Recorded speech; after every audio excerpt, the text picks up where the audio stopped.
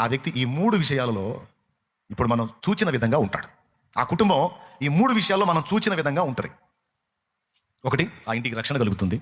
2, ఆ ఇల్లు సమాజానికి కేంద్ర బిందువు అవుతుంది. 3, ఆ ఇల్లు తనకే గాక ఆ చుట్టుపక్కల వాళ్ళందరికీ ఆశీర్వాద కారణం అవుతుంది. 4, ముందు చెప్పిన ఆ ఇంట్లో ఏమేమి పోయినాయో అవన్నీ పోయి ఆ ఇంట ఆనందము, సంతోషము, స్తుతి, జీవపు వాసన వెదజల్లుతూ ఉంటుంది.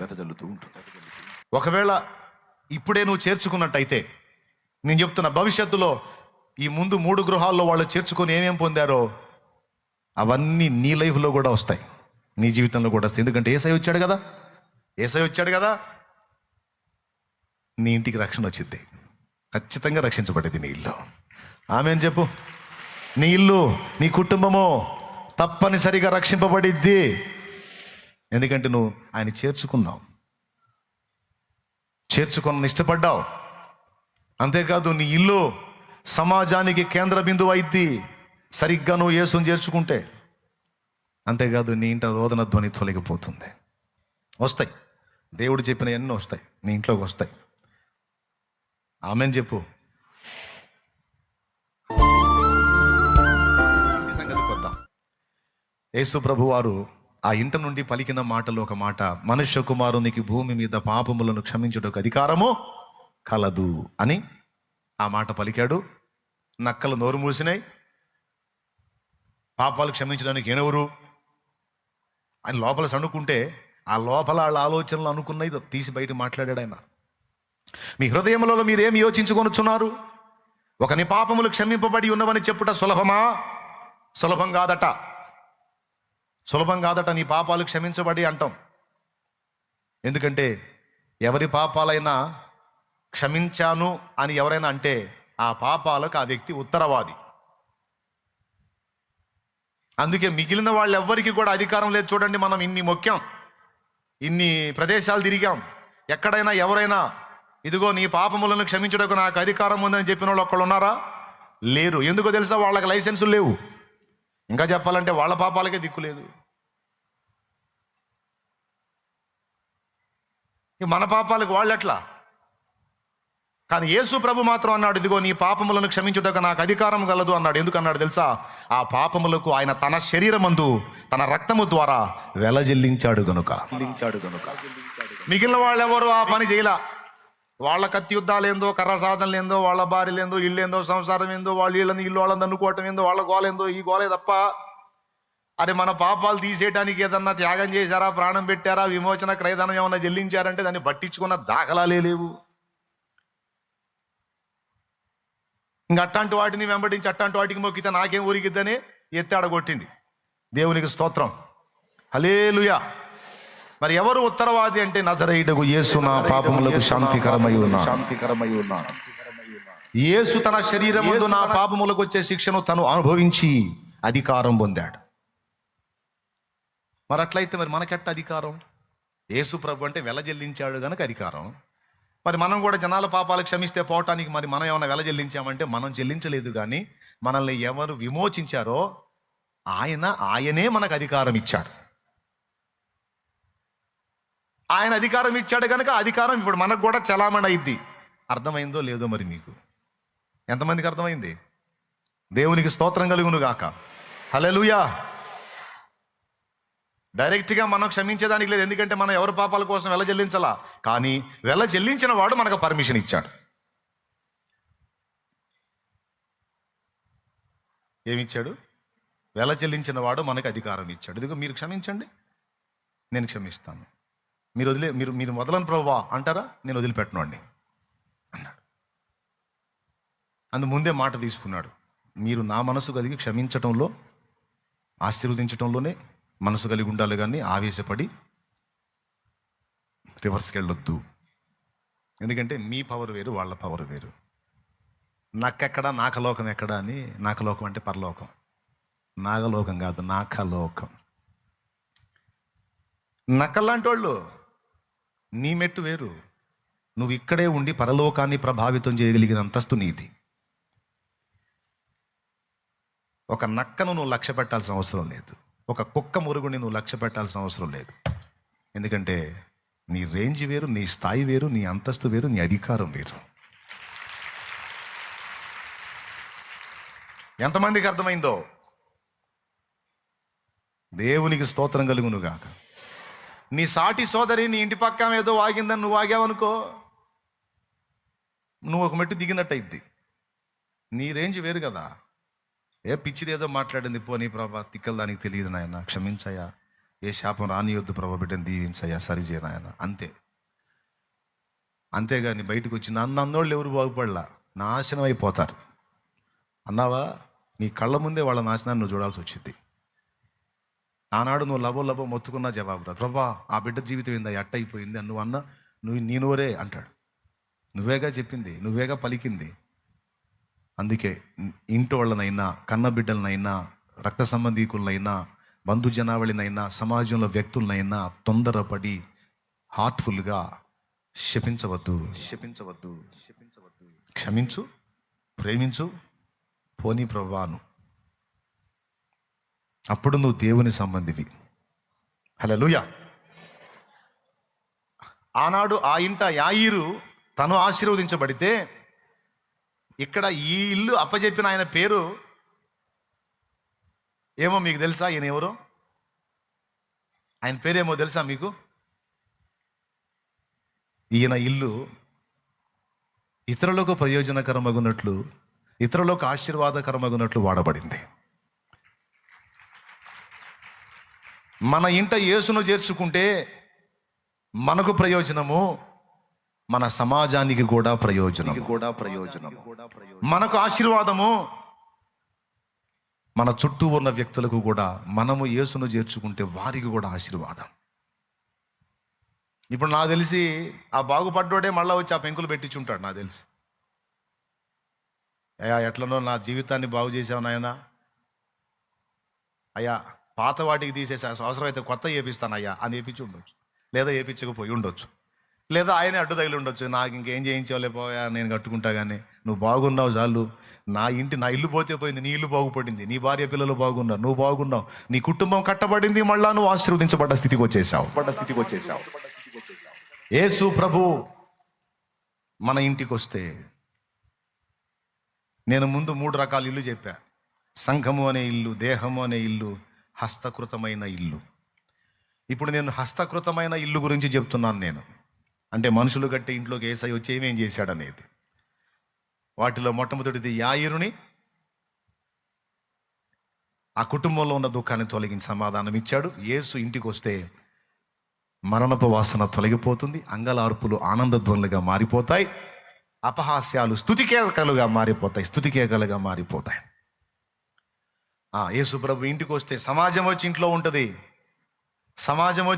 ఎందుకంటే యేసయ్యను బట్టి. సమాజం మొత్తానికి ఆ ఇల్లు కేంద్ర బిందువు అయింది, ఎందుకంటే యేసయ్యను బట్టి. సమాజం మొత్తానికి ఆ ఇల్లు రక్షణ నిలయం అయింది, ఎందుకంటే యేసును బట్టి. యేసుకు మన ఇంట సముచిత స్థానం ఇస్తే మన గృహాలు అలా విలసిల్లుతాయి. 2, 3వది, మేడి చెట్టు ఎక్కాడు జక్కయ్య. మేడి చెట్టు ఎక్కాడు యేసయ్యను చూద్దామని. పాపం పొట్టివాడు, అందరూ పొడుగోళ్ళు, మధ్యలో యేసయ్య ఉన్నాడు. ఎంత చూద్దామని ట్రై చేసినా ఈ పొడుగోళ్ళు ముందు ఉన్నారు, వెనకేమో పొట్టి అయినా కనపడట్లా. అయితే మీరు అడ్డు తగిలితే నాకేం తెలియలేదు అనుకున్నారా? ఈ దారిని ఆయన వస్తాడని కొంచెం ముందుకు నడిచి అందుబాటులో రోడ్డు పక్కన మేడి చెట్టు ఉంటే అది ఎక్కి కూర్చున్నాడు.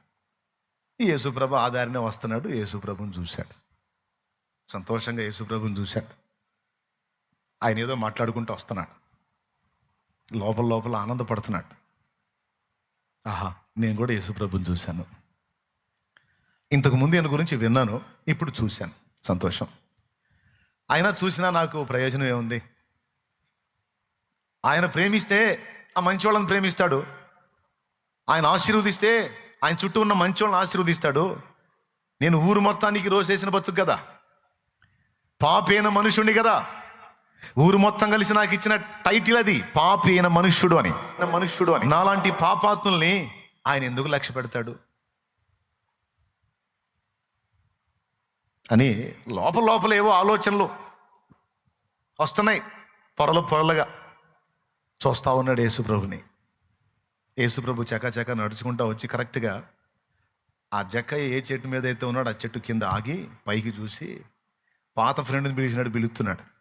జక్కయ్య, జక్కయ్య దిగిరా, దిగిరా, నేను నీ ఇంటికేనే వస్తుంది. ఏడికనుకున్నా నేను వచ్చిందే నీ ఇంటికి. నేడు నేను నీ ఇంట నుండవలసి ఉన్నదని అతనితో చెప్పగా, తను ఊహించినటువంటి కార్యం అది. ఊరంతా మంచోళ్ళు, ఊరు మొత్తానికి చెడిపోయినోడిని నేను.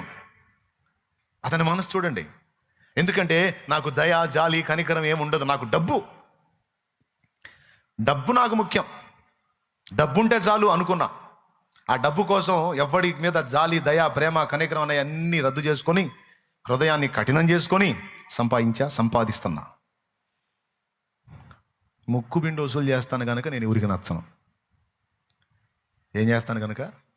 ముక్కు పిండి వసూలు చేస్తాను కనుక నేను ఊరికి నచ్చను. ఊరు మొత్తం నన్ను తేడా అనుకుంటారు, పర్లేదు. కానీ నా ఇంటికి వేసే రావటం ఏంది అసలు? మంచోళ్ళ ఇంటికి కదా ఆయన పోయేది, అలాంటి పాపాత్మల దగ్గరికి వస్తాడా? జక్కయ్యకి అదే డౌట్, ఈ చుట్టుపక్కల ఉన్న వాళ్ళు కూడా అదే డౌట్. ఈ బోధకుడు ఈ వేశ్యలు, ఈ సొంకర్లు, ఈ పన్నులు వసూలు చేసేవాళ్ళు, ఈ వడ్డీలకి డబ్బులు ఇచ్చేవాళ్ళు, ఇట్లాంటి చెత్త సరుకు తప్పితే మనలాగా రోజుకు 5 సార్లు ప్రార్థన చేసేవాళ్ళు, చేతులు కడుక్కొని భోజనం చేసేవాళ్ళు, దశంభాగం ఇచ్చేవాళ్ళు, వారానికి కనీసం 1 సారి 2 సార్లు ఉపవాసాలు ఉండేవాళ్ళు, మనలాంటి పరిశుద్ధులు నచ్చరేళ్ళకే. ఈ బోధకుడికి నచ్చరో, ఈ బోధకుడి గుంపుకి నచ్చరం. ఈ వేశ్యలో, ఈ సుంకర్లు, ఈ వసూళ్ళు బ్యాచ్, ఈ చేదర్లో వీళ్ళే నచ్చేది.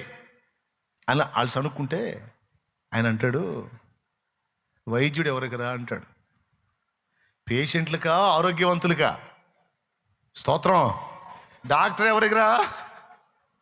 పేషెంట్లకా, ఆరోగ్యవంతులకా? పేషెంట్లకేగా. అందుకే నేను పాపులను పిలవవచ్చితిని కానీ నీతిమంతులను పిలవరాలేదు. నశించిన దానిని వెదకి రక్షించడానికి మనుష్య కుమారుడు వచ్చాడు భూమి మీదికి. లూకా 19:10. నశించిన దాన్ని వెదకి రక్షించడానికి మనుష్య కుమారుడు వచ్చాడు. నేను వచ్చినందుకు మంచోళ్ళ కోసం రాలేదమ్మా. నేను పాపాత్ముడిని, నేను తేడా అని ఎవడైతే అనుకున్నాడో, యథార్థంగా ఎవడైతే హృదయంలో వేదన పడుతున్నాడో, ఒప్పుకున్నాడో, వాని కోసం వచ్చా. వాని మార్చుకొని వాడిని రక్షించుకోవడానికి వచ్చా. మీరు పెద్ద మనుషులు కదా, మీరు మంచి పిల్లలు కదా, మీకోసం రాలేదమ్మా మంచి పిల్లలు. నేను పాపులైన పిల్లల కోసం వచ్చా. ఆశ్చర్యం ఏంటంటే, అప్పటిదాకా యేసయ్య దర్శించక ముందు సమాజానికి కంటకుడుగా ఉన్న జక్కయ్య యేసయ్య పిలిచి, నీ ఇంటికే వచ్చానాయా, ఈరోజు నీ ఇంట్లోనే ఉండబోతున్నా, నేను రావాయా, భలేవాడివే నువ్వు, నేను నీ ఇంటికి వచ్చి చెట్లెక్కి గొట్లెక్కి తిరుగుతున్నావే దాదా. త్వరగా దిగి తన ఇంట చేర్చుకున్నాడు. అయితే ఇక్కడ ఒక చిన్న విషయం. యేసు ప్రభుని పూర్తిగా ఇంటిలోనికి తీసుకెళ్ళక మునిపే జక్కయ్య ఒక మాట అన్నాడు. ప్రభువా, నా ఆస్తిలో సగం అమ్మి పేదలకు ఇచ్చేస్తాను, మిగతా సగం ఎవరి దగ్గర నేను రూపాయికి 4 వసూలు చేశానో వాడికి 8 ఇస్తా. అంటే టోటల్గా నేను సంపాదించిన అక్రమార్జితం అంతా నేను ప్రజలకే ఇచ్చేస్తాను. సమాజము చూసింది జక్కయ్యలో ఒక కఠినాత్ముణ్ణి. సమాజం చూసింది జక్కయ్యలో ఒక పాషాణ హృదయుణ్ణి. సమాజం చూసింది జక్కయ్యలో ఒక కఠినపరచబడిన పాపాత్ముణ్ణి. కానీ యేసయ్య చూశాడు జక్కయ్యలో సమాజ సేవకుణ్ణి. యేసయ్య చూశాడు జక్కయ్యలో సమాజం మొత్తానికి త్యాగం చేయగలిగిన, ప్రేమ కలిగిన వ్యక్తిని. మరి యేసయ్య చూసినది జనం చూడలా. జనం ఒకటి చూస్తే యేసయ్య ఇంకొకటి చూశాడు జక్కయ్యలో. చివరికి ఏది జరిగింది? జనం చూసిందేమో తారుమారైంది, యేసయ్య చూసిందే జరిగింది. ప్రభా రానాయన రా. ఇప్పుడు యేసు ప్రభుని జక్కయ్య తన ఇంటికి చేర్చుకోవడానికి సిద్ధపడినప్పుడు అక్కడ ఒక మాట అన్నాడు యేసయ్య. జక్కయ్య ఈ మాటలు ఎప్పుడైతే పలికాడు అప్పుడు యేసయ్య అన్న మాట ఏంటంటే, ఈతడును అబ్రహాము కుమారుడే, ఎందుకనగా నేడు ఈ ఇంటికి రక్షణ వచ్చిందన్నాడు. యేసు ప్రభుని చేర్చుకుంటే మరణపు వాసన తొలగిపోయింది, అంగలార్పు ఆనందమైంది. యేసు ప్రభుని చేర్చుకున్న ఆ ఇల్లు సమాజానికి కేంద్ర బిందువైంది, సమాజానికి ఆశీర్వాద కారణమైంది. మూడవది యేసుని చేర్చుకున్నందుకు ఈ ఇంటికి టోటల్ రక్షణ వచ్చింది. సమాజానికి కూడా దీవెన వచ్చింది. అంతే అంతే. యేసయ్య ఏ ఇంట్లోకి చేరినా, ఏ వ్యక్తి హృదయంలోకి చేరినా, ముందు వ్యక్తి హృదయంలో చేరితేనే తర్వాత ఇంట్లోకి చేరేది. ఆ వ్యక్తి ఈ 3 విషయాలలో ఇప్పుడు మనం చూచిన విధంగా ఉంటాడు. ఆ కుటుంబం ఈ 3 విషయాల్లో మనం చూచిన విధంగా ఉంటుంది. 1, ఆ ఇంటికి రక్షణ కలుగుతుంది. 2, ఆ ఇల్లు సమాజానికి కేంద్ర బిందువు అవుతుంది. 3, ఆ ఇల్లు తనకే గాక ఆ చుట్టుపక్కల వాళ్ళందరికీ ఆశీర్వాద కారణం అవుతుంది. 4, ముందు చెప్పిన యాయిరింట్లో ఏమేమి పోయినాయో అవన్నీ పోయి ఆ ఇంట ఆనందము, సంతోషము, స్తుతి, జీవపు వాసన వెదజల్లుతూ ఉంటుంది. హల్లెలూయా, హల్లెలూయా. ఇప్పుడు యేసు ప్రభుని చేర్చుకున్నటువంటి నివాసాలు ఎలాగా మారిపోయినాయి అనేదాన్ని మీకు చెప్పాను. మీలో చాలామంది ఇప్పటికే యేసు ప్రభుని చేర్చుకున్నారు. యేసు ప్రభుకి మీ హృదయాల్లో స్థలం ఇచ్చారు, మీ ఇంట్లో కూడా స్థలం ఇచ్చారు. నీతిమంతుల గుడారాల్లాగా అయిపోయినాయి మీ గుడారాలు. కడగబడిన గుడారాలు, పరిశుద్ధపరచబడిన గుడారాలు, విమోచింపబడినటువంటి పరిశుద్ధుల నివాసాలు అయిపోయినాయి మీ మారు మనసు పొంది, రక్షణ పొంది, దేవుని సొత్తైన ప్రజలు అయిపోయి దేవునికి చెందిన వాళ్ళు అయ్యారు కనుక మీ గృహాలు ఆశీర్వదించబడ్డాయి. ముందు కార్యం జరిగింది. ఒకవేళ ఇప్పుడే నువ్వు చేర్చుకున్నట్టయితే, నేను చెప్తున్న భవిష్యత్తులో ఈ ముందు 3 గృహాల్లో వాళ్ళు చేర్చుకొని ఏమేం పొందారో అవన్నీ నీ లైఫ్లో కూడా వస్తాయి, నీ జీవితంలో కూడా వస్తాయి. ఎందుకంటే యేసయ్య వచ్చాడు కదా. నీ ఇంటికి రక్షణ వచ్చింది, ఖచ్చితంగా రక్షించబడింది నీ ఇల్లు. ఆమేన్ చెప్పు. నీ ఇల్లు, నీ కుటుంబము తప్పనిసరిగా రక్షింపబడిద్ది. ఎందుకంటే నువ్వు ఆయన చేర్చుకున్నావు, ఇష్టపడ్డావు. అంతేకాదు నీ ఇల్లు సమాజానికి కేంద్ర బిందువు అయింది సరిగ్గా నువ్వు యేసుని చేర్చుకుంటే. అంతేకాదు నీ ఇంట రోదన ధ్వని తొలగిపోతుంది. వస్తాయి, దేవుడు చెప్పిన అన్నీ వస్తాయి, నీ ఇంట్లోకి వస్తాయి. ఆమేన్ చెప్పు.